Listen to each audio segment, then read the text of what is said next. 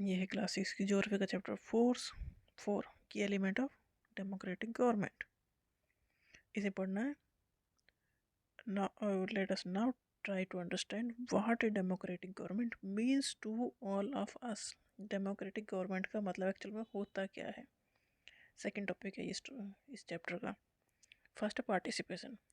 Why do we have regular election. हमें regular election क्यों होते हैं हमारे कंट्री में, जैसे कि 5 साल के बाद इलेक्शन होते हैं, क्यों होते हैं। You have already read in the previous chapter that people make the decision in a democracy. Democracy मतलब लोग जो है, आम आदमी जो है वोट देता है, जो जिसे वोट ज़्यादा मिलती है वो जीतता है, फिर वो सारे मिलके सरकार बनाते हैं, सरकार डिसीजन लेती है और इम्प्लीमेंट करती है। मतलब फाइनली ये जो सारी पावर है ये लोगों ने ही दी है। तो डेमोक्रेसी का मतलब ये है। इन द प्रीवियस चैप्टर, पहले चैप्टर में ये सब पढ़ लिया था। That people make the decision in a democracy through voting in election. People elect leader. Voting होती है इलेक्शन में, पीपल इलेक्ट करते हैं लीडर को, मतलब जिसे वोट डालते हैं वो जीतता है, वो इलेक्टेड होता है। टू रिप्रेजेंट दैम, खुद को रिप्रेजेंट करने के लिए, जैसे क्लास का एक मॉनिटर चुना जाता है ना, उसी तरह रिप्रेजेंटेटिव चुना जाता है।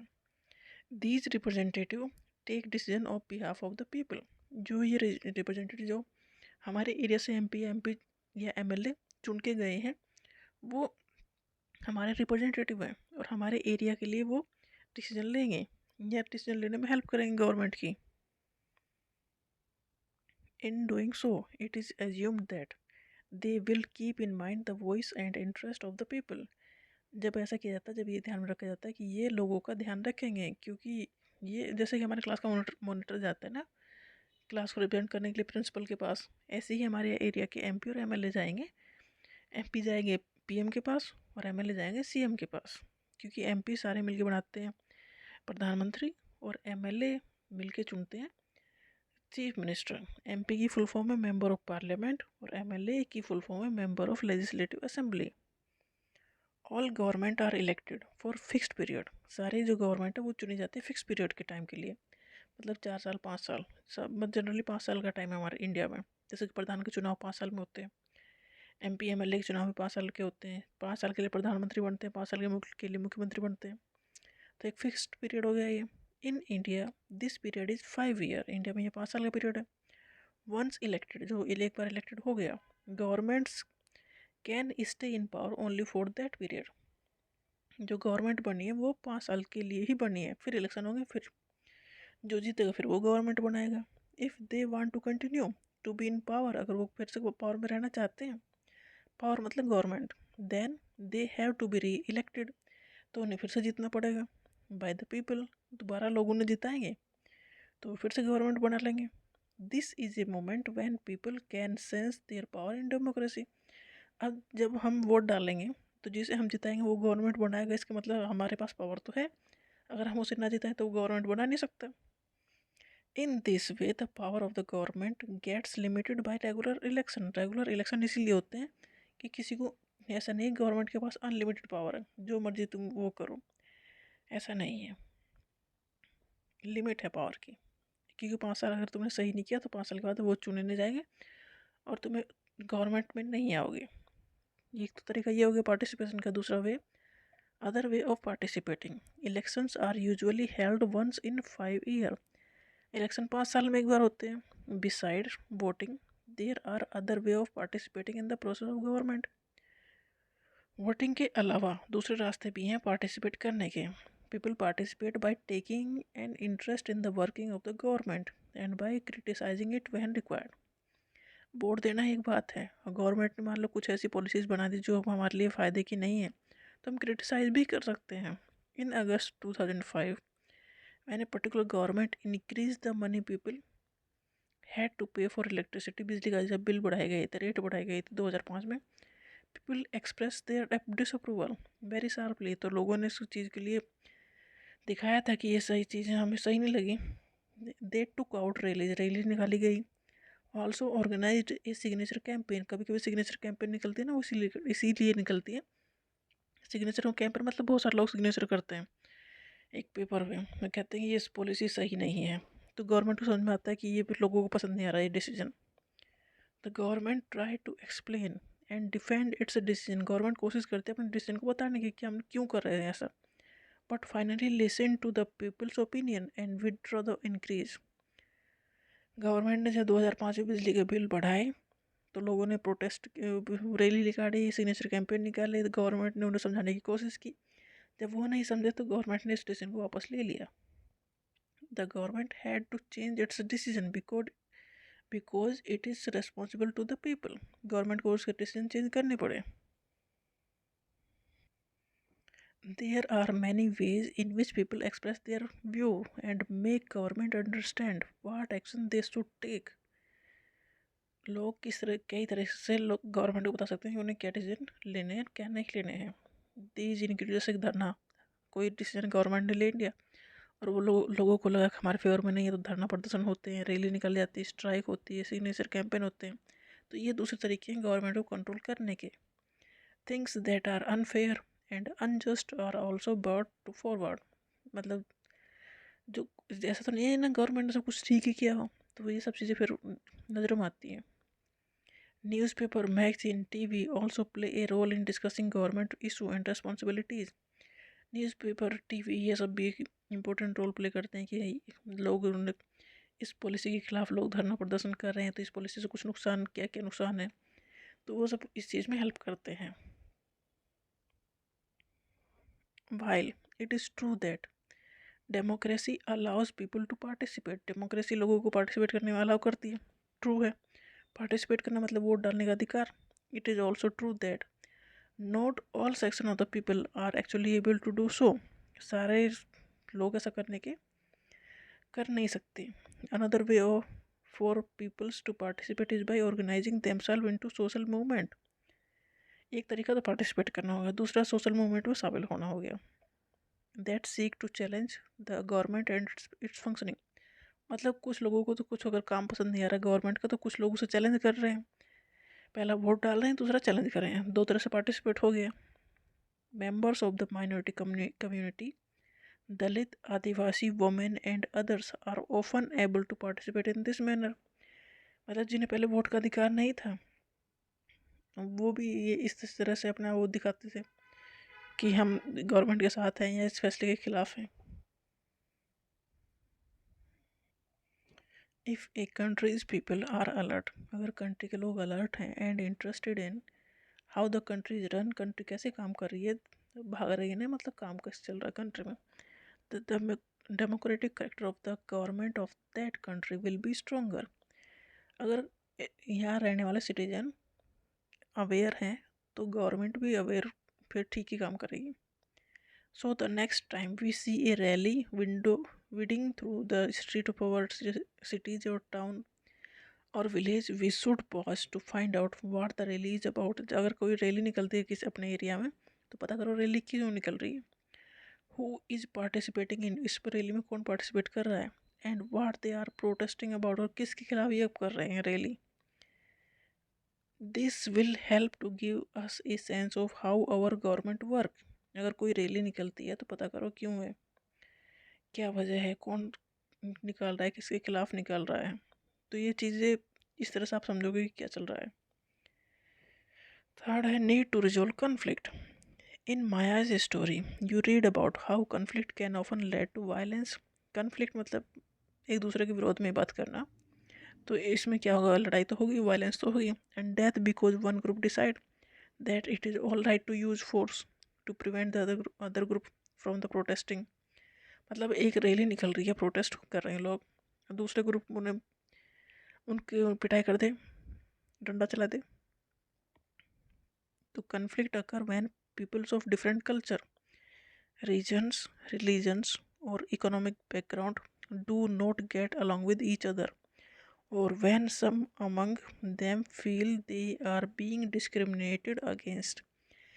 जब लोगों को लगता है कि उनके साथ कोई डिस्क्रिमिनेशन हो रहा है, भेदभाव हो रहा है, तो कन्फ्लिक्ट होता है। मतलब एक दूसरे के अगेंस्ट लोग तभी आएंगे ना, तब होने लगेगा हमें दबाया जा रहा है, कुछ छीना जा रहा है, कुछ नहीं दिया जा रहा है। People may use violent means to settle their differences. अगर कोई बात ना माने तो पीट देते हैं ना आपस में। कन्फ्लिक्ट में भी यही होता है, अगर आपस में बात नहीं सुलझ रही है तो वायलेंस फैल जाती है। This lead to fear and tension. अब वायलेंस फैलेगी, झगड़ा फैलेंगे तो टेंशन तो होगी एरिया में, दूसरे लोगों के लिए भी होगी। The government is responsible for helping to resolve conflict. Government कोशिश करती है कि कन्फ्लिक्ट को रिजॉल्व किया जाए, नहीं तो सब मारकाट फैलती ही जाएगी। Let us read about some of the conflict in our society and the role of the government in resolving them. The Indian Constitution lays down the basic rules or law that have to be followed by the everyone. Indian constitution मतलब संविधान में सारे rules लिखे गए हैं जो हर किसी को फॉलो करने हैं, जो सिटीजन है इंडिया के। These law are for both the government and the people. ये जो कॉन्स्टिट्यूशन में रूल्स लिखे गए हैं, लॉ लिखे गए हैं, ये गवर्नमेंट के लिए भी हैं कुछ और लोगों के लिए भी हैं। Conflict and differences have to be resolve according to this law. इन लॉ के हिसाब से ही कॉन्फ्लिक्ट को रिजोल्व करना है। चलो देखते हैं next. Religious procession and celebration can sometime lead to conflict. हो सकता है धर्म की चीज़ कॉन्फ्लिक्ट हो सकता है। For example the route a procession takes may lead to a conflict. The government particularly the police play an important role in getting representative of concerned communities to meet and try to arrive at a solution। मतलब कोई अगर दो communities में, दो religious group में अगर कोई झगड़ा हो गया है तो पुलिस को वहाँ बीच में आना पड़ेगा। At times there is a fear that violence may erupt. जब ये डर हो कि यहाँ वायलेंस हो सकती है, दंगा हो सकता है, तो पुलिस बीच में आएगी। विद पीपल थ्रोइंग स्टोन, लोग अगर पत्थर फेंक रहे हैं, और trying to disturb the procession, मतलब कोई प्रोसेसन निकल रहा है सड़क से, दूसरे लोग उस चीज़ में परेशान कर रहे हैं, पत्थर फेंक रहे हैं या फिर डिस्टर्ब करने की कोशिश कर रहे हैं, तो पुलिस को बीच में आना पड़ता है। The police is responsible for ensuring that violence does not take place. Police ये इंश्योर करती है कि भाई झगड़ा ना होने पाए, दंगे ना होने पाए, नहीं तो हो जाएगा सब खराब। तो पुलिस दो ग्रुप को आपस में भिड़ने से रोकती है। और पुलिस क्या है, गवर्नमेंट का एक पार्ट। तो ये तो कॉन्फ्लिक्ट की चीज़ होगी।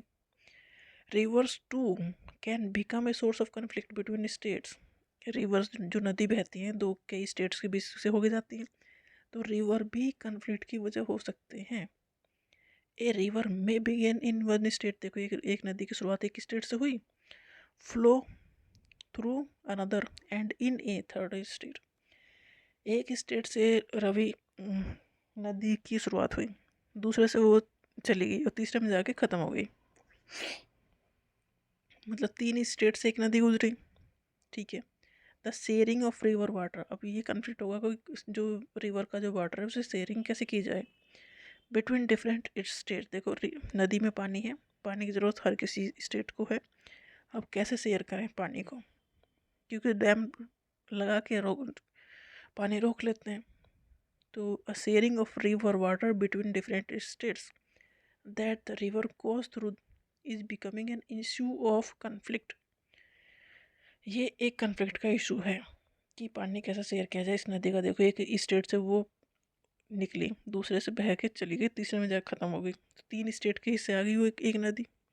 अब स्टेट पानी कैसे बांटे उसका। For example you may have heard about the Kaveri water dispute चल रहा है किसके बीच में, Karnataka and Tamil Nadu. The water stored in the Krishna Raja Sagar dam, dam बना लेते ना, in Karnataka is used for irrigation, irrigating a number of districts and for meeting the needs of the city of Bengaluru। Karnataka से नदी आई ना कावेरी, तो कर्नाटका ने डैम बना लिया, उसके वाटर को रोक लिया वहाँ, और रोक के फिर उसको अपने यूज में ले लिया एग्रीकल्चर में।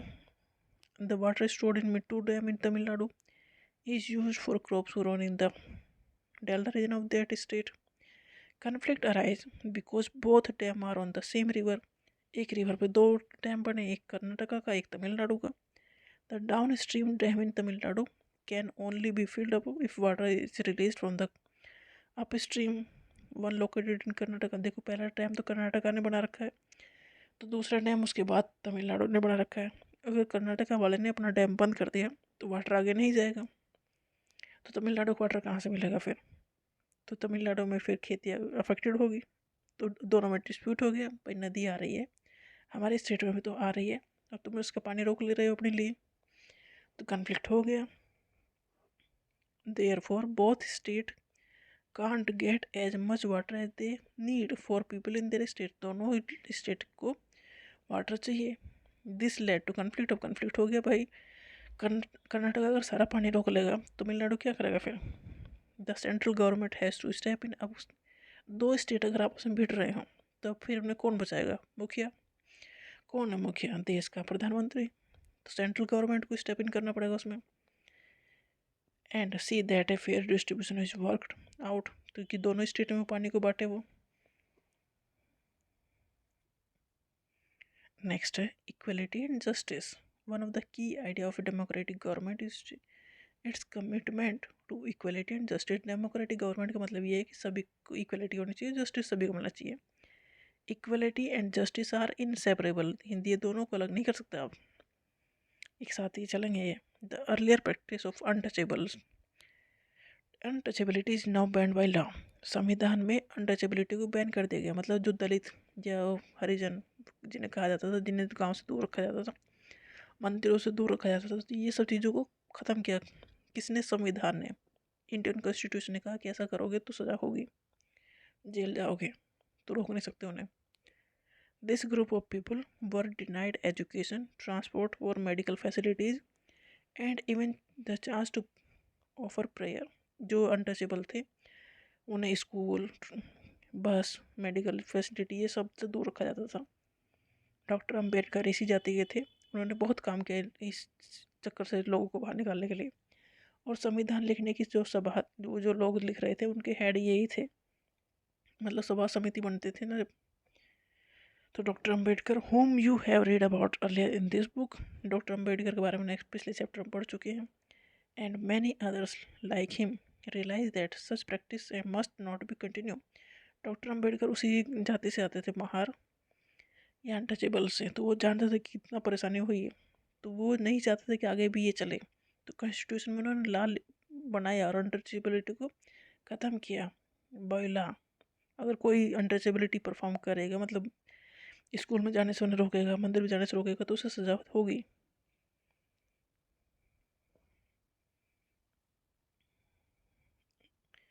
The government also recognize this and make special provision for groups within a society that are unequal. सभी इक्वलिटी होनी चाहिए सब में, उनका फोकस ये था, अनइक्वल को नहीं होना चाहिए। For instance in our society there is a general tendency to value and care for the boy child more than the girl child. हमारी सोसाइटी पैट्रियार्की सोसाइटी है, अभी भी ऐसा हाल है कि लड़कों को ज़्यादा अहमियत दी जाती है।